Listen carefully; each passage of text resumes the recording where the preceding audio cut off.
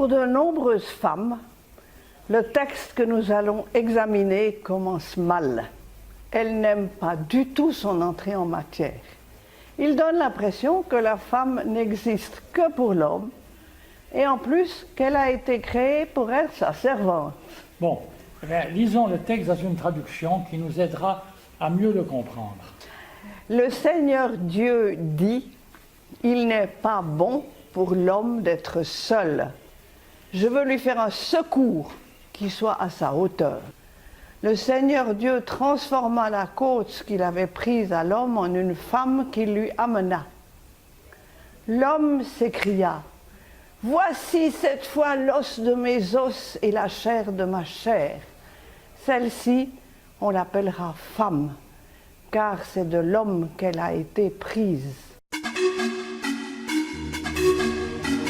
Qui êtes-vous, Charles Daniel et Evelyne Maire?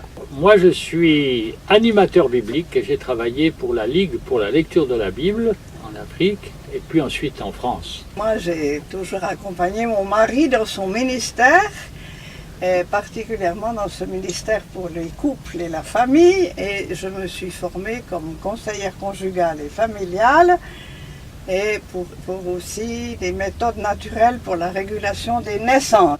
Qu'est-ce qui vous a amené à vous intéresser au ministère auprès des couples et des familles? Nous avons constaté qu'il y avait beaucoup de problèmes dans les couples et les familles. Et en voyant que la Bible nous permettait de réfléchir à ces questions, nous nous sommes arrêtés sur ce que la Bible dit sur le fonctionnement des couples et de la famille.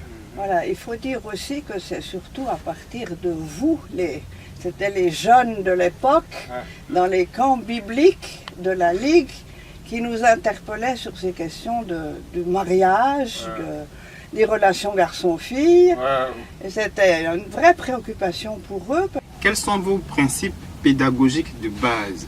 Aborder ces questions concernait 3 dimensions. Le côté spirituel, ce que nous montre la Bible, la relation homme-femme, mais aussi ça comporte une dimension profondément psychologique.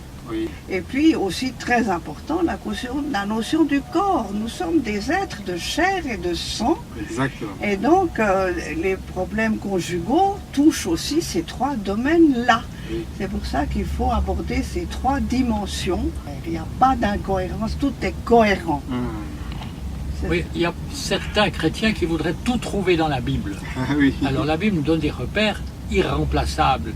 Donc il ne s'agit pas de tout trouver dans la Bible, mais de se servir de la Bible comme de repères qui nous permettent de reconnaître le projet de Dieu pour ses créatures et notamment pour le couple et la famille. Et vous avez illustré les textes bibliques en utilisant des statuettes de bronze. Où les avez-vous trouvées, ces images?